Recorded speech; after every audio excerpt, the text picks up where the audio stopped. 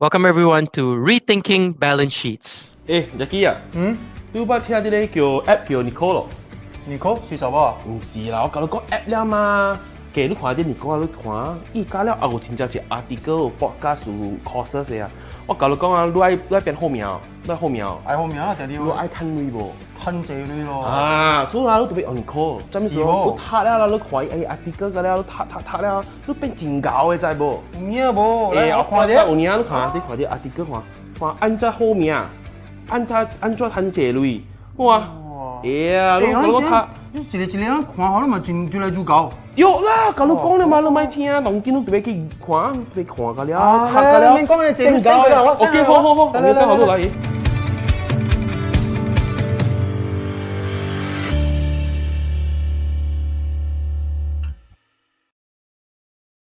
Welcome everyone to Rethinking Balance Sheet, and as always, every Friday we talk about how you can look at your balance sheet in a different way. And joining me, as always, is my partner and in crime, I think, right?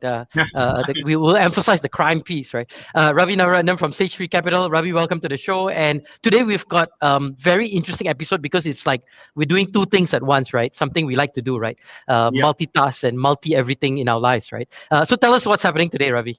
Roshan, it's also a bit of deja vu. We're back in a complete lockdown. You remember we did a series on, restructuring during times of crisis.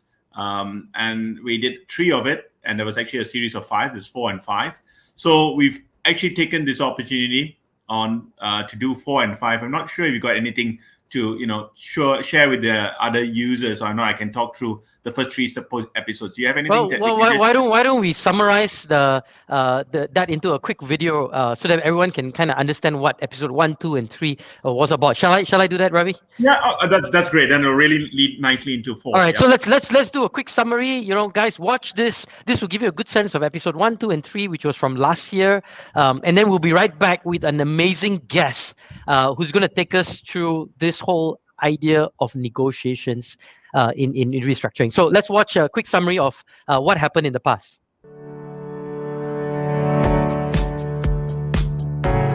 When we think of the business cycle, you've got the launch phase, the growth phase, the shakeout state, maturity, decline, and eventually debt. But when most people think of non-distress restructuring, then what you will see is this point here, which is the company starts to go into decline, and what the business leaders will do is try to revive the business and then get it back up on the growth path, on the mature path again.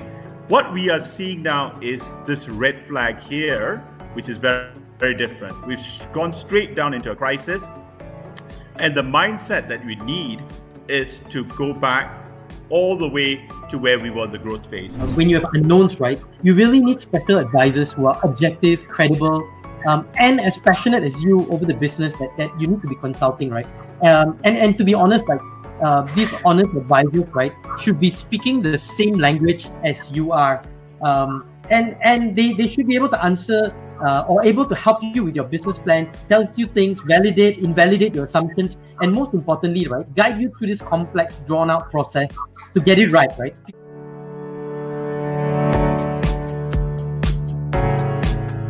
I think the CDRC and the SDRC approach is good because you are able to achieve a considerable amount of success, and there's a right mix of protection provided by the standstill.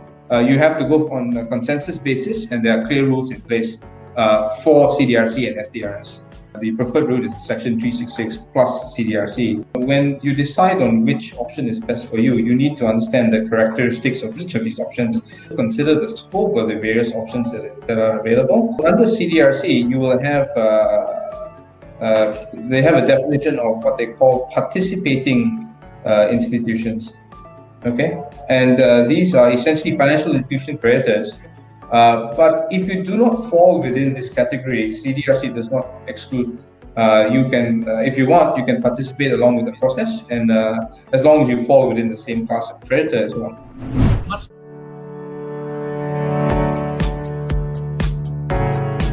If you've look over the past 40 years, the majority of value has actually transitioned into intangible assets. And those intangible assets are everywhere. Most companies have them as platforms or relationships, designs, networks, content, brands. These are what we call the blood that actually makes companies profitable. And sometimes they don't fully understand what intangible assets they actually own.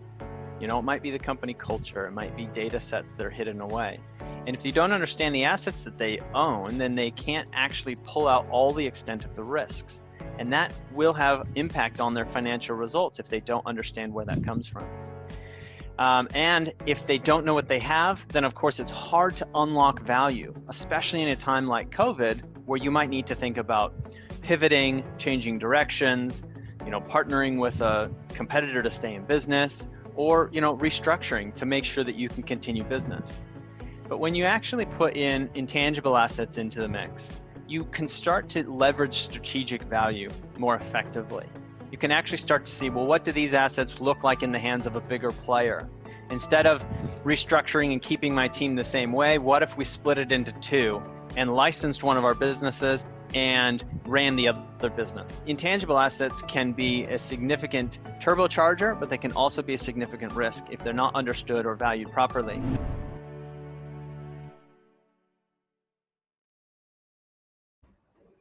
So Ravi, that was a quick summary video, but maybe you can just capture the key lessons we learned in 30 seconds or so. Tell us at the heart of it, right? What were the key lessons that we learned from this whole series that was having? I mean, it was about mindsets being changed. It's about driving certain capability or leveraging certain capabilities already out there, and ultimately it's about understanding your own business and your balance sheet, which what I guess Tyler talked about intangible assets. Tell us, summarize it for us, Ravi. Okay, I think where the series runs is like this, Roshan. First is, I think we got it right when we said the mindset's the first thing. You can't solve a problem unless you change your mindset. What Devin was speaking was alternatives and options.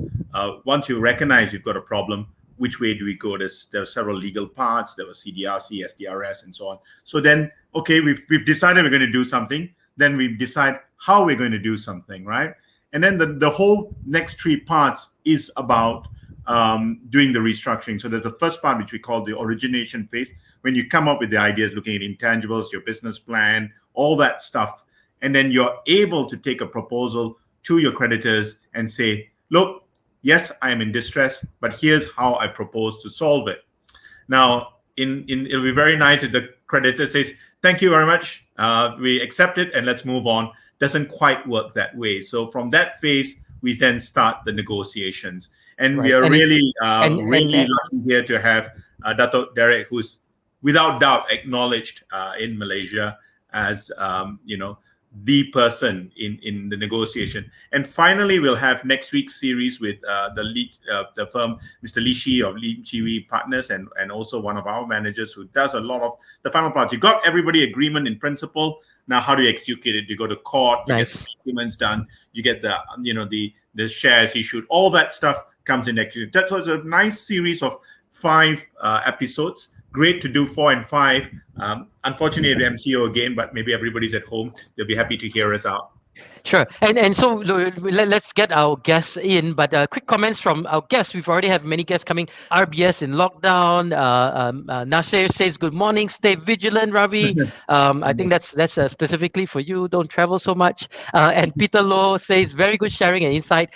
Peter, we're going to come into the meatier, more exciting sharing. So this is just the tip of the iceberg. We're going to get to the fun part. And so let's invite our guest, Dato Derrick Fernandez, to join us on our show. Dato Derrick, welcome to Rethinking Balance Sheets. I'm here with Ravindran Navaratnam. And Ravi, you want to quickly set us up and introduce Dato Derrick to us? Well, I've known Dato Derrick since the Asian financial crisis. Both of us were part of the six band which were put together to set up Danaharta during the Asian financial crisis. We went our separate paths for a while after Danaharta. Dato Derrick I went back to PwC and then to Bursa. Dato Derrick went on to RHB as Chief Credit Officer. And then a few years later, we were not doing quite, we took some time off work. We decided we will try to help small companies raise money. Really, the essence of the rethinking balance sheets. But lo and behold, people started coming back and asking us, "Can you help restructure companies?" So we've been at this for the last 15 years, doing this as part of many things that we do in corporate finance. So, Dato Derrick, welcome to the show. And we got to start by asking about debt restructuring, right, and negotiation, right? So, how do you do that? I mean, what's your magic secret sauce that you use to get parties to quickly agree? When you're working on this whole idea of debt restructuring, especially with CDRC. Oh, but that's you're starting me off on a very, very challenging question, Well, Roshan. I think, Derrick, maybe I'll give some context to it a little bit. Dato Derrick's credited to sorting out 24 billion or 28 billion in 12 months. So I think that's the secret sauce they want to know, because some of the restructuring are taking 4 years nowadays. Okay, Ravi, the context of that, the imperatives then were different during the Asian financial crisis. The country then was in real financial and corporate distress. Many banks were on the brink of collapse, as you will recall. Some carrying ridiculous levels of NPLs. I mean, in some instances, for every dollar that they lent, 70 cents went south. How can any financial institution get it so wrong? Luckily, that's not happening today, but those were the conditions then.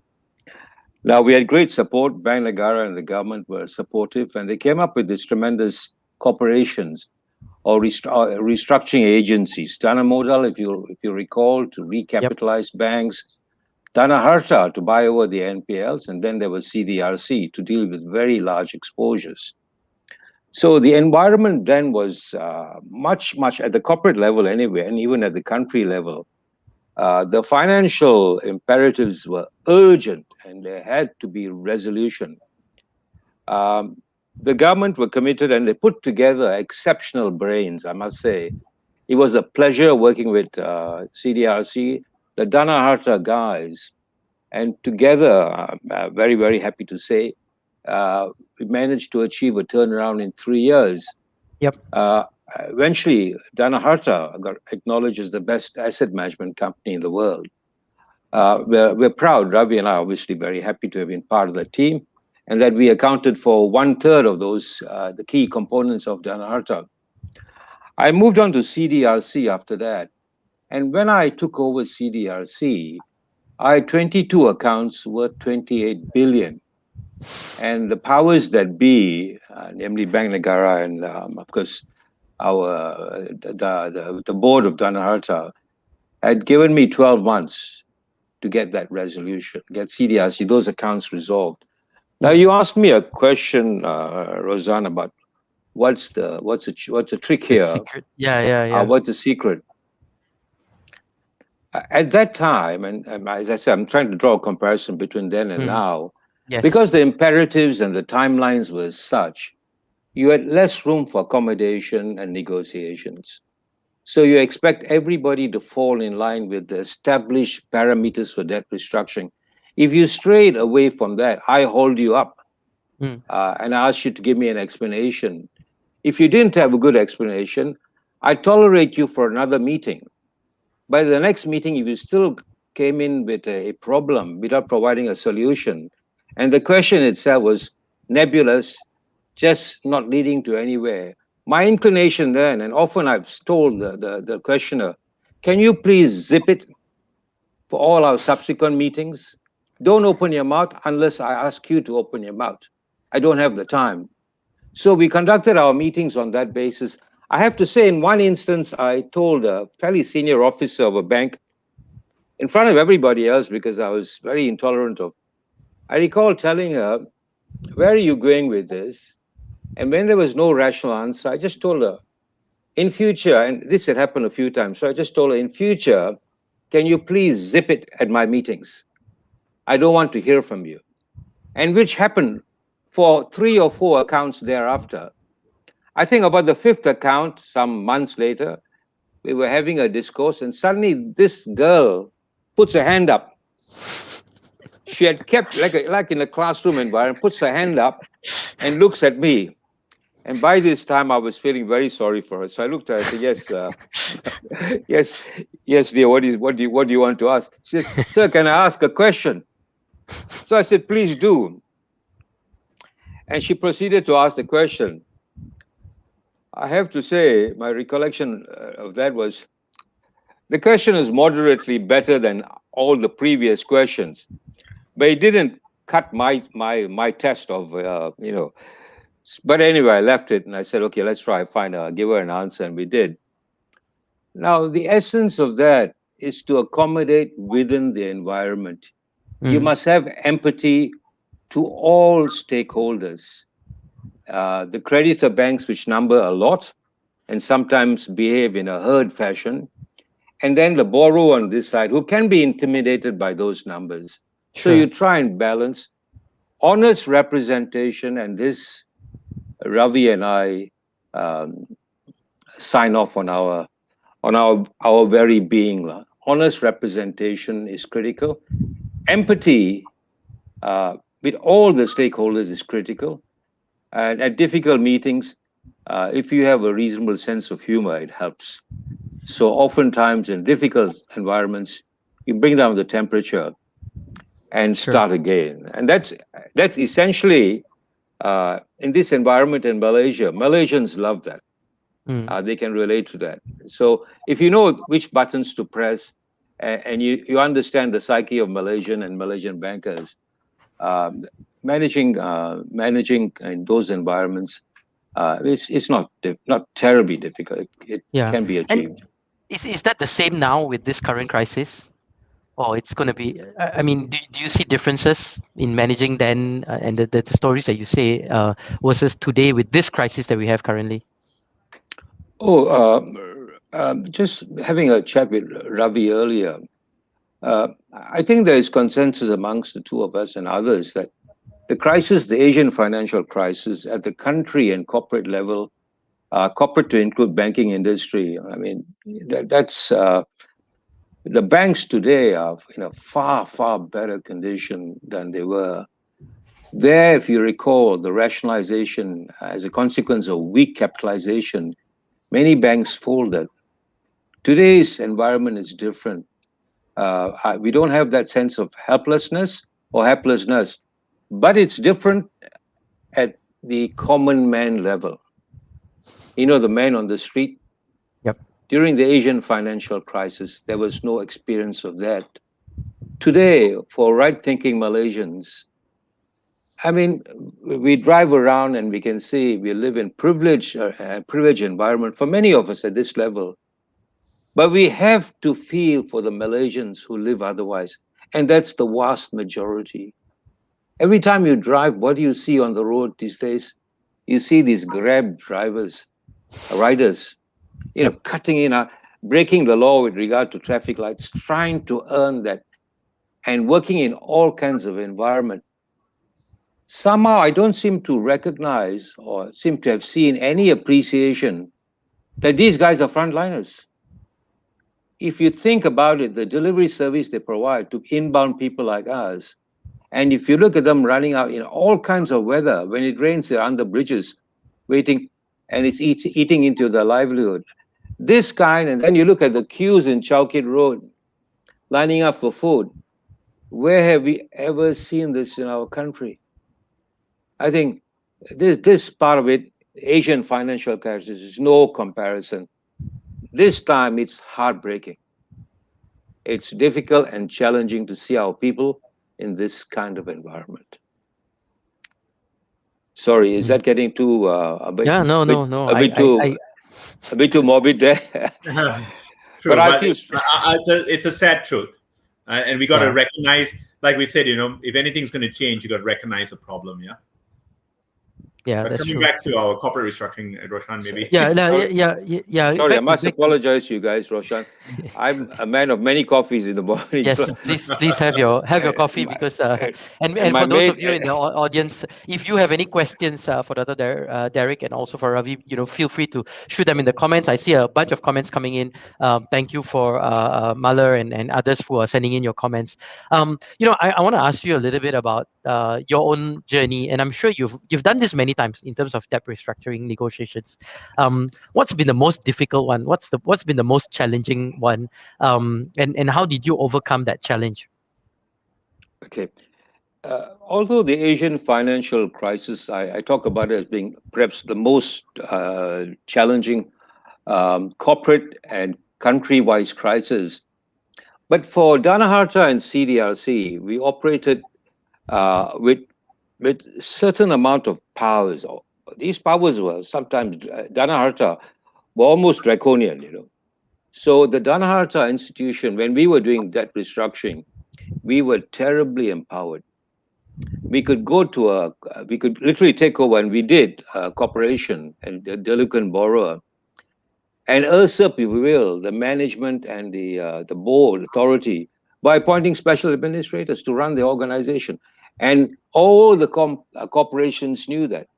So when we advanced a debt restructuring proposal, Danaharta's debt restructuring proposal drove it. If there was consensus and the Danaharta Management Committee and board felt this is the right restructuring, we engaged the other institutions. This also applied to CDRC. But if there was dissent or disagreement without good basis, we had the powers to enforce the restructuring that we perceived as fair. Today's environment is very different. Today is more laissez-faire. You're down to a mediation authority, which is a very effective mediation authority, CDRC, continuing from where we left off, also sponsored and under the purview of Bank Negara. But it's more laissez-faire. So the negotiations are really give and take, listening, exchanging, trying ultimately to improve whatever proposals on the table. A bit more challenging because sometimes some of the stakeholders can sometimes adopt practices outside of the code, if you will, outside of the principles or established principles, a bit of brinkmanship there.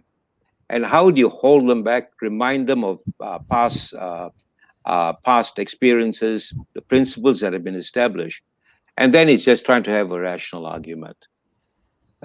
So I have to say, and for this reason, trying to resolve 22 accounts of 28 billion in 12 months in this environment is just impossible.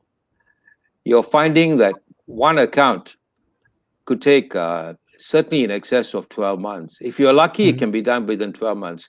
You asked me about the most difficult account. Ravi would probably have a smirk on his face because he belabored on this account. And I mean, there were occasions when, you had to resurrect them from the dead. This account took us 4+ years. And it happened over the past, not too long ago.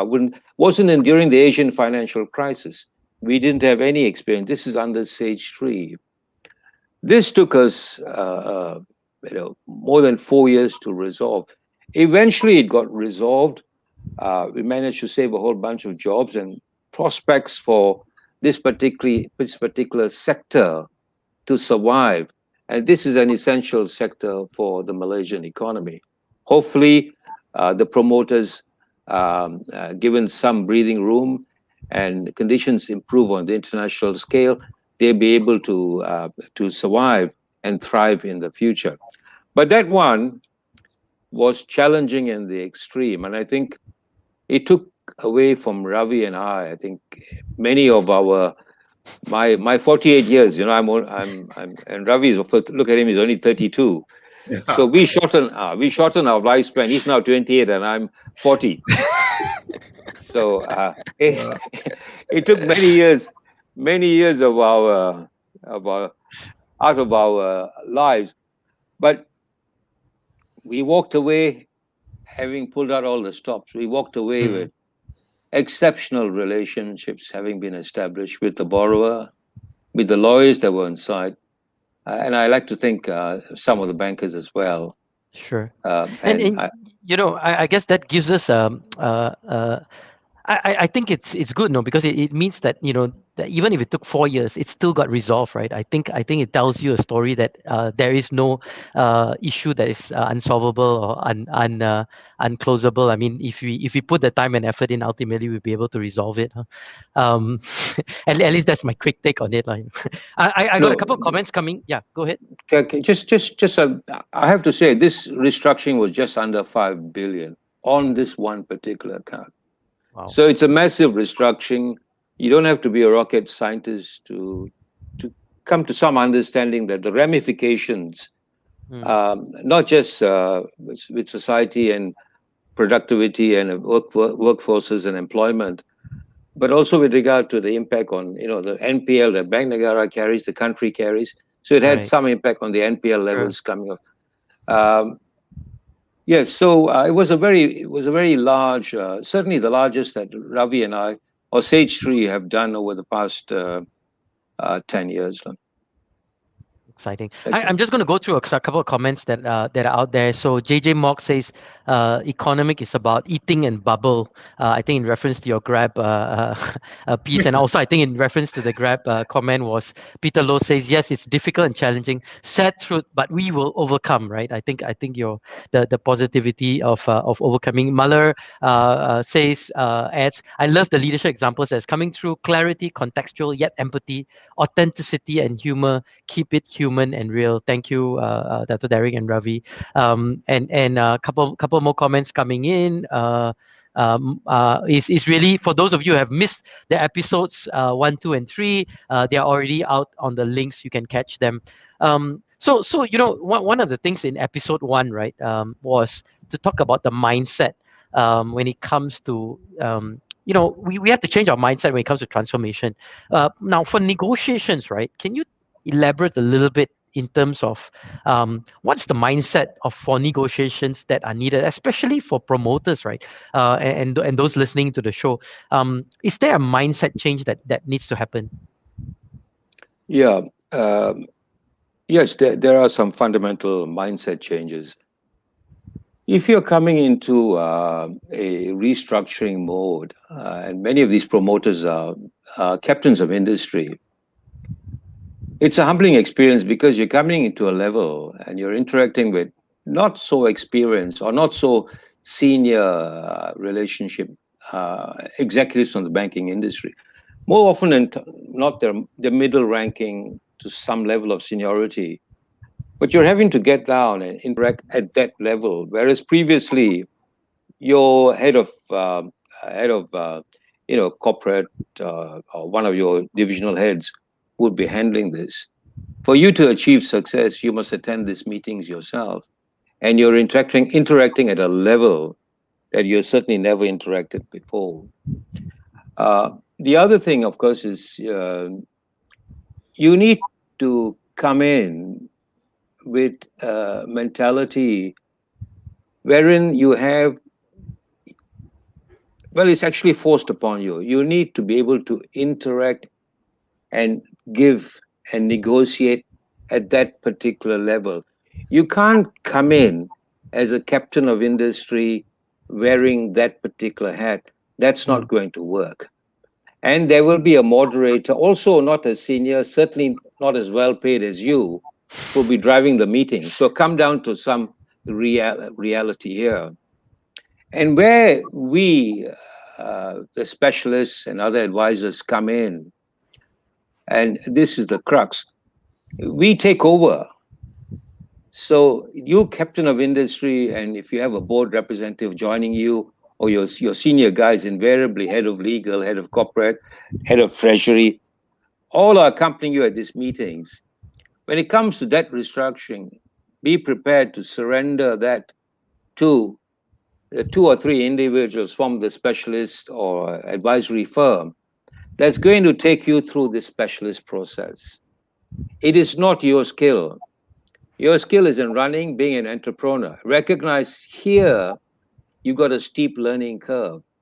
And those corporations that have adapted, and accepted that mentality have thrived. They've listened to professional advice, which has facilitated the final success and achievement in the debt restructuring with the other stakeholders principally the bankers. And understand, notwithstanding that they may not always be the most senior people in the banks, understand that many of them come in with tremendous skills at the debt restructuring level.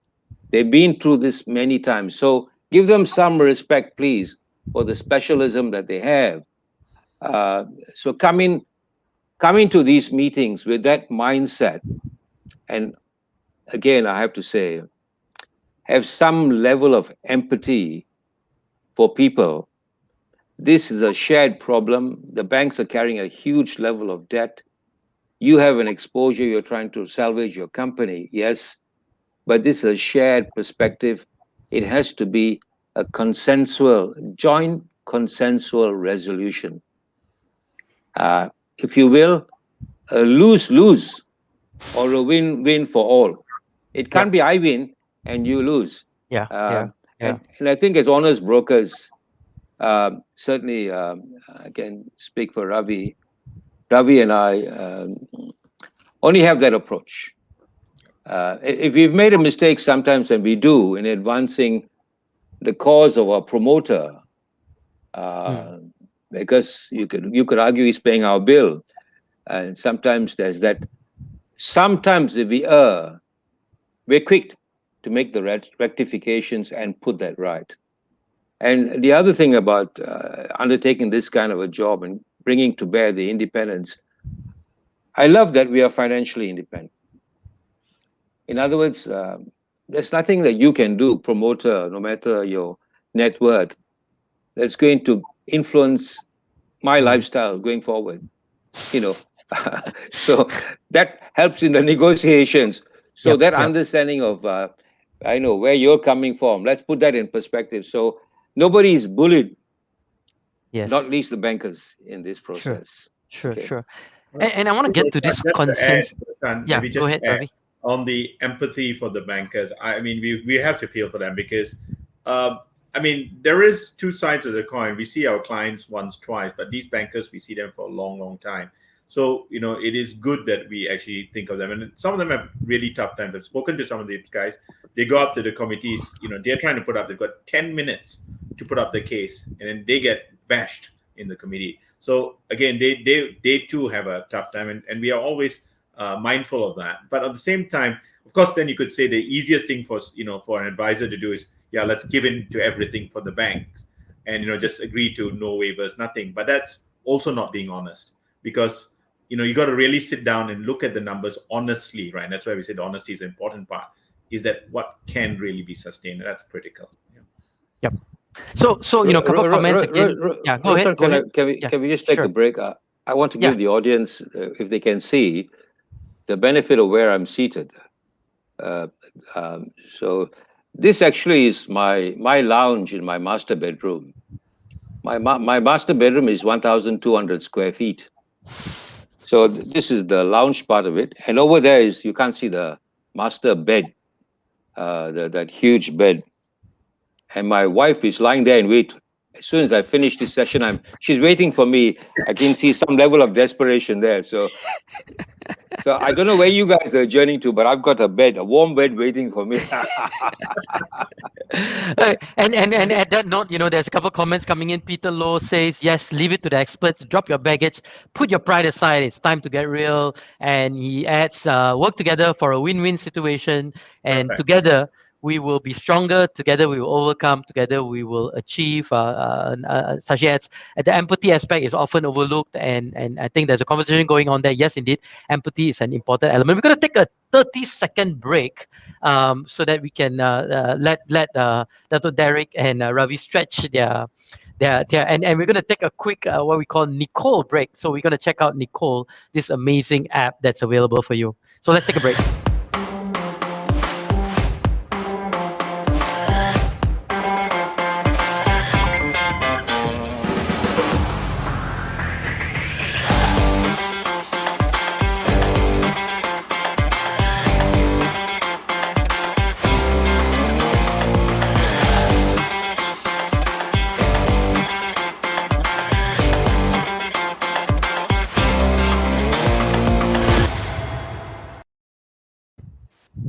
Welcome back to Rethinking Balance Sheets, and we're with Dato Derrick Fernandez, and we're talking about negotiations. And one of the things, and restructuring, right? And one of the things we hear a lot is on consensus-based negotiations or consensus-based restructuring, where you try to get consensus from the various stakeholders, be it secured, unsecured, regulators, shareholders, and so on and so forth.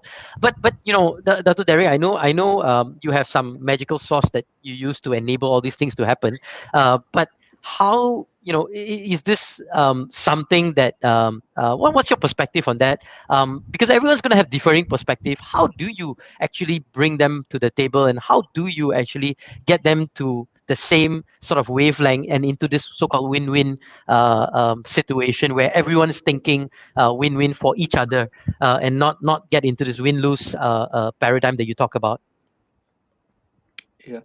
Uh, this world of debt restructuring is not something that's nebulous. It's there. It's evolved over many years, principally since the time of Danaharta and CDRC during the Asian financial crisis. The principles then, the lessons learned, were codified over a period of time, and there's now a code of practice. So all the salient aspects pertaining to debt restructuring are well known by the practitioners, the experienced practitioners here, and if not, they're in some codified form. CDRC has this code of practice, and that embodies much of that. Within Sage 3, we have a whole minefield of this. It's stuff that we've colluted. So the most critical phase, and Ravi alluded to it earlier, and I think it might have been covered in one of the earlier segments, is putting together the base proposal. That's where the analysis, the evaluation comes in, pulling all our experiences, taking into account the code, and that base case proposal is invariably put together by advisory firms, say a firm like Sage 3. That has to be substantively right based on our experience. Equity and fairness comes into it. That's where that marshalling. If you want this to succeed, there must be something in it for everybody. As I said, it can't be a win-lose situation.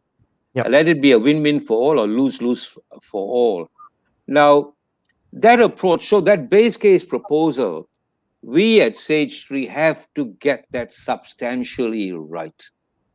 And so when you go to, say, the creditor banks, and you've interacted with CDRC for their input, you're working off a platform that has a reasonable chance of success, and it's based on parameters and principles the banks can relate to. So the question, if you're trying to be smart and pull the wool over people's eyes, that doesn't work. So you've got to be honest in your base case evaluation and proposal. And once you've got that, the nebulous, all that uncertainty is removed. That's the base document. Hey guys, can we have your input? And then you interact. Then the joint consensual conclusion. That's critical. So the way I've presented to you, it's not rocket scientist stuff, Roshan. It's there. It's there to be exploited. But where it becomes rocket scientist stuff is in the original phase of putting the deal together. That becomes, I'm afraid, you've got to have the experience for that, and built into your genes, if you will, or your psyche, must be that empathy for what is this perspective, what is their likely perspective, what is it that they will want. And often it helps if you think about the most recalcitrant or difficult bank and say, this bloody asshole is going to ask, sorry, excuse the language, is going to ask for this, likely. And then you say, how do we address it? So when it comes up, you're not reacting in an adverse fashion. You're ready to have a rational discussion, and then come to a consensus with CDRC in mediation. Yep. And so that Yeah, no, so I mean that the process that you take prior to setting up that base case is critical, so that you get that input from all these different quarters, or at least at least understanding what their positioning will be, so that you can understand the gaps and be able to build a base case accordingly. I assume that would be what you're sort of alluding to, right? Indeed. I think apart from the actual negotiation phase, when it can be the communications get quite challenging. But for us, the most challenging time for Sage 3 is that analysis and evaluation in putting up the first case.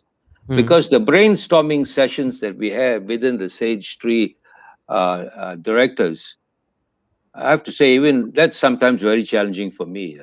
As you go down this ladder of age, and closer to being a geriatric, sometimes you get youthful people like Ravi, and his incessant need to have a good fight, and it can be challenging. But that's where Stage 3 is at its best. We allow for this banter and this interaction, so that everybody is anticipating the likely difficulties. So we come to a base case, what we think is a reasonable proposition. Sure. Are you guys okay, CDRC, with this? Can we then take it to the bankers for consideration? Sure. But let me push the needle a little bit on this here, because I'm sure there's some folks will have some entrenched position that they refuse to budge from that position, or some dogmatic view, either side of the divide, right? Either borrower or lender, right? How do you deal with when there is no room to maneuver, with people taking such positions? How do you deal with them? Okay, I think that that that concept, or that view about no room to maneuver, I think both Ravi and I probably won't never have that perspective. Okay. There's always room to maneuver. One of the things that we do is, let's say, let me give you an example. You have a borrower, a company which has $1 billion worth of debt, and they're generating cash, and that's our fundamental criteria measure. And they're generating cash of maybe $50 million a year. That EBITDA of 50 million. That equation doesn't work. 50 million of EBITDA can't sustain $1 billion. Something has to give. If you get it debt level down to about 500 million, you got a fighting chance, especially the prospects going forward look prospective and look like they're likely to improve for the company. So how do you get bankers to agree, hey, the debt level is going to be shaved, 500 million has to be, written off, converted into equity? That's a challenge. But of course, bankers are either secured or unsecured.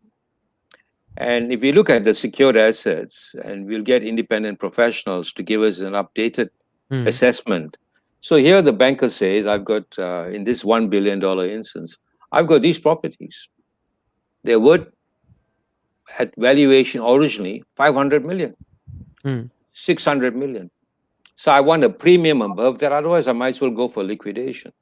So we get a current valuation in the current environment. And then if that valuation throws out the sum of, and that's invariably a valuer that we use that's acceptable by the banks and one of their tier one appointees. And if they come up with a valuation of, say, 350 million, certainly the valuation numbers have dropped. So your realizability is only 350. So in a worst case scenario, if you're going for liquidation, your realization is 350. Here we're giving you 500 plus. So to start off with your 150 million ahead of your valuation, you'll find some way to repay that 500 over a period of time. All your security remains intact. Now, how do we deal with the differential 500? That's where the negotiations come in. And that's where some level of innovation is required. But the reality check is here. So when you say, what happens if you find yourself in a situation where there's no hope? Actually, your call then is to tell the bankers, look, you can realize 350, but that's the worst kind of realization in a liquidation, because chances are you'll incur a lot of cost towards liquidation, and chances are you'll never get the 350. You'll get much less. you have to pay for the costs. So in this case, ride with us, your 150 million up your upside. But if you want to choose liquidation as your option, here are the figures. These are the valuers agreed by your appointed valuer. You choose. And of course, at the end of the day, if they make the wrong choice, Sage 3 has done its best and laid bare the evaluation for them to do. Honestly, it'll be challenging for any credit committee if they're in control and they have all the facts in front of them. It will be very challenging for them to make a decision. Okay, let's go with liquidation. And then if you add on to that the socio-economic advantages, you preserve a Malaysian entity. It may be an export-oriented industry. There's always jobs at stake. Those are the soft aspects of that restructuring. And CDRC is quick to point to these because it's important from the national perspective. When you put that down and you marshal your thoughts, okay, over to you guys, banks, you make a decision. That can be challenging to come back and say, no, we want to still go for liquidation. I mean, I've simplified the argument, just to make it so that everybody can understand this example and why. I have to say more Ravi than me, but in his psyche, I mean, I have to say this guy is like,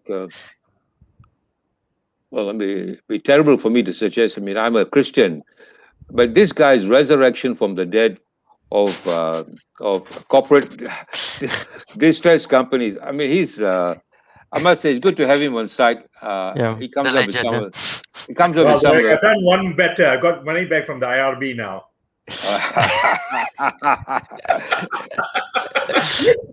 think the phone call won't stop ringing after this.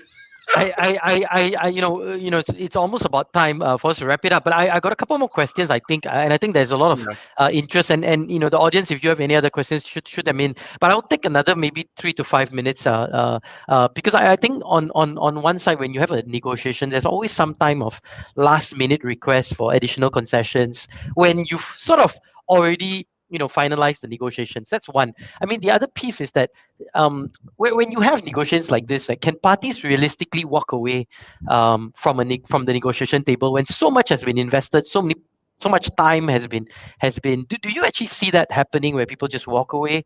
So on one side, how do you deal with this last minute request? And the other side is, what's your perspective on walk away when things don't work out? Okay, let me answer the latter question first.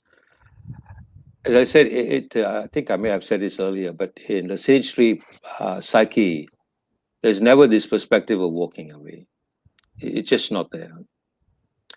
With regard to last minute requests, and sometimes it can be absurd, ridiculous requests, this question of the brinkmanship, unfortunately, we're seeing one or two institutions repeat offenders. There is an accounting to be had, because if you're coming in, everybody else having agreed, and then you come in the last minute, and this brinkmanship, you push the envelope to another level and say, okay, I want another 100 million. Now, where is that going to come from? And you have to reinvent and start the negotiations.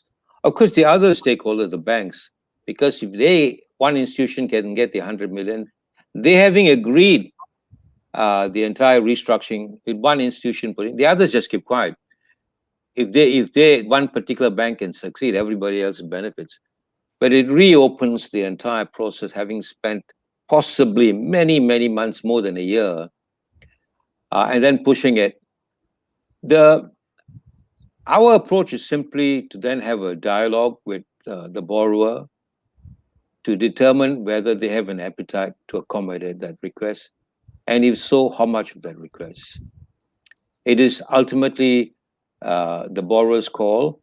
Our role is to evaluate, advise, and provide some optionality for them to consider, make it simpler for them to make a decision.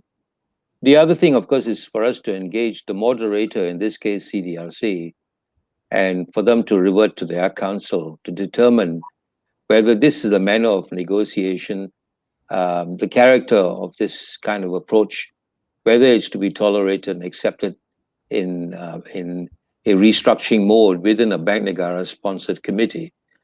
So it happens. It's happened. Well, it's happened at least once or twice. And that particular account, that very difficult account I talked about, it happened then. But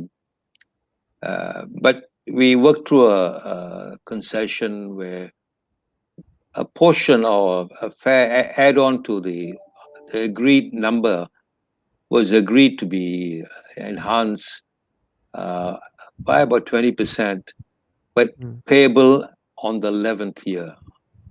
So there was a moratorium. So let's say we agreed to 100 million extra, and they were happy with that, fine. But in terms of time value of money, Roshan, when you get paid 100 million over 11 years, your time value of money, you're not actually paying from a businessman's perspective. So they say, okay, when it comes to 40 odd million, okay, Dato and Ravi, let's close it and walk away. So we never say no. We haven't encountered a situation where the envelope has been so pushed that both of us have said, sod you guys, we're totally headed with this. We haven't come to experience such a situation yet. I think, but we did experience, I think not me, I'd left Danaharta by then, but we experienced this with Pahang State Corporation. Okay, let me, well, okay, Ravi, you've mentioned it, but I had Johor Corp and I had Pahang State and CDRC. Johor Corp was about 5 over billion. Pahang State was 825 million. Something. And the Pahang State authorities were being bullied, hammered. They were being threatened, and they were being threatened by a foreign bank. Actually, it's a bank I worked for. I started my banking career in that bank, but they had this pathetic Matsale in charge of debt of recovery, and he was insolent, if not downright, And we are intolerant of those kind of buggers in Malaysia. We've had it for up to independence. So when he had this kind of brash behavior, well, okay, I worked with the Pahang people, and they had an advisor who was helping them. So I organized the first meeting at Bank Negara and had all the bankers there. And they were making this usual noise. But I had already agreed a strategy with the Pahang state authorities. And I didn't share it with the advisor. Suddenly, the advisor opens his mouth to try and interact. So I told him, hey, look, you just keep quiet. Don't open your mouth. Very senior man, by the way. Open it when I ask you to open it. I have no time. So then I looked at the Matsale and I said, hey, this state government has agreed. All your security, you can have it. Here, take and go. You can deal with it. Your wish list has come through. Any other questions? All stunned. So I said, okay, on that basis, thank you very much for coming. We will arrange the documentation. You can have your security. But Roshan, what was the security? It was undeveloped land in Pahang State. Proposed to do some infrastructure. So without the state government's alignment, road, utilities, what value do you have? Yeah. And I think the banks had ascribed a higher value. So when you say take this useless piece of land, hey, in full settlement, and there was no other obligations. So we left the meeting. The Pahang State people were a bit jittery what the outcome was going to be. Anyway, I went back to my room. After about 1 hour, the secretary says, Mr. Fernandez, there's a call from Standard Chartered Bank for you. And this tweet was on the other end of the phone. Mr. Fernandez. I said, yes. He said, no. I think, sir, you misunderstood. We don't want the security. I said, but the way you've been beating down on these borrowers, downright uncouth, this kind of behavior. So they've had it with you. Take your... So I said, no, we don't want it. So I said, okay, what's your proposal then? He said, no, we don't mind giving you a 50% haircut. Can you imagine on the phone? So I said, now you're talking. I said, let me talk to the Pahang State people. So we went back, said, look, these buggers are willing to offer a 50% haircut. They got excited, okay, we'll take it. At Danaharta and CDRC, the general rule of thumb was we don't give you more than 30% haircut, So I looked at the Pahang people and I said, hey, did you borrow this money? Don't you feel a moral obligation to repay? I'm not going to agree. We're not going to agree a 50% haircut. If you want, we can give you a 25% haircut, which is still about 225 million. That one I can support and put it to our board, our management committee.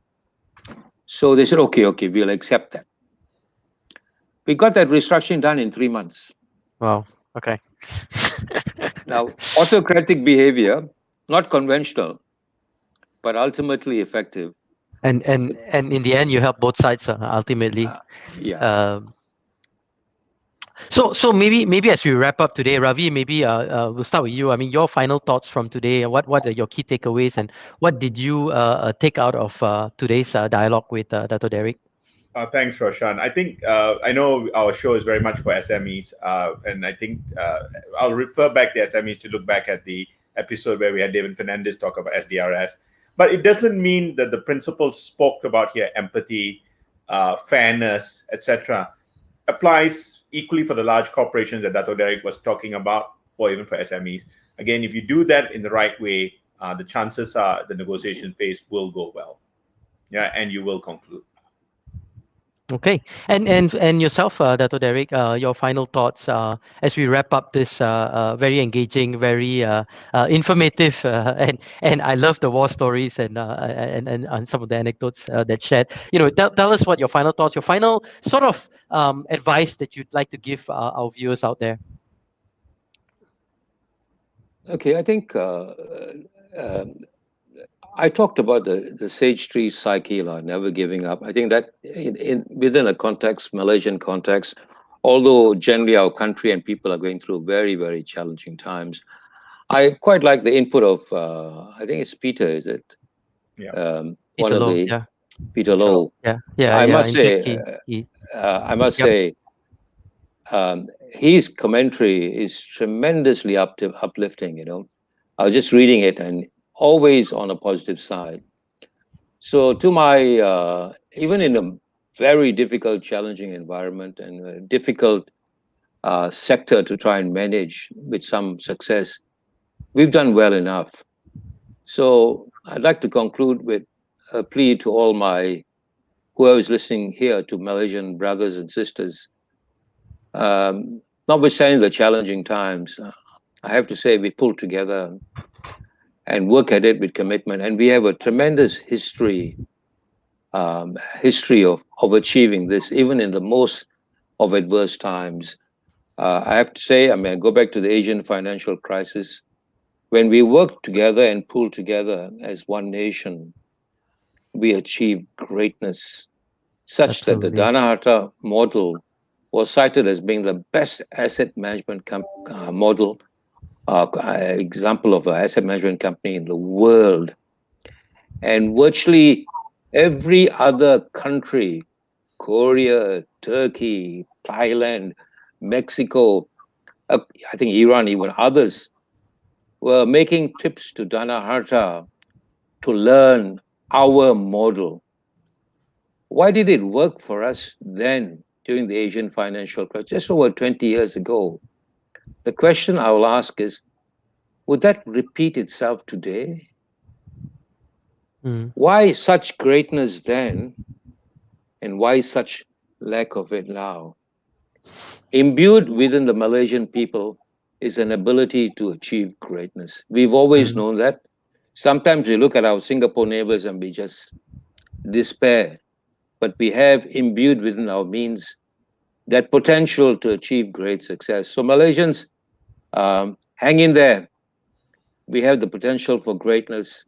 I hope today's little session illustrates and demonstrates there are still people in our country capable of achieving exceptional, producing exceptional end results. So thank you for this opportunity, Roshan. Yep. Nice having you, Ravi. And there's so much comments coming in. David Leo says, excellent talk. There's too much noise these days from individuals that crowd social media without a thorough understanding of the complexity from all parties. So I think that's a great takeaway, is that understanding that complexity. And I think Peter Lowe reinforces what you say. Marilah kita berjuang. Let's all fight together and be and I think that's a good way to wrap up this show. Let's pull ourselves together as one and together face this challenge of this pandemic and hopefully be able to not just overcome but thrive in the many days ahead. So thank you Dato Derrick, thank you Ravi. It's been a fabulous show. We're right on the hour. I'm going to end now and wish you all the best for the coming weekend. Have a great weekend, everyone. We'll see you next Friday, same time, same place, here on Rethinking Balance Sheets. I'm going to end with a short little video on Budaya and wrap this whole thing up. So for those of you who haven't checked out Budaya, check it out. A great little app that's out there called Happily or Budaya.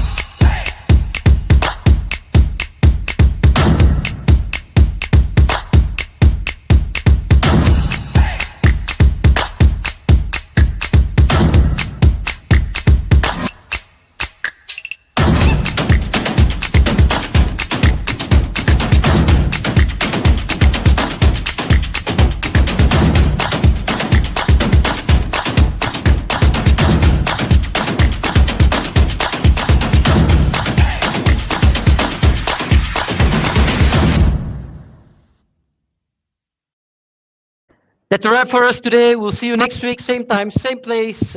Rethinking Balance Sheets with Ravindran Navaratnam and myself, Roshan Thiran. Signing out for today. Have a great weekend, everyone. Bye-bye.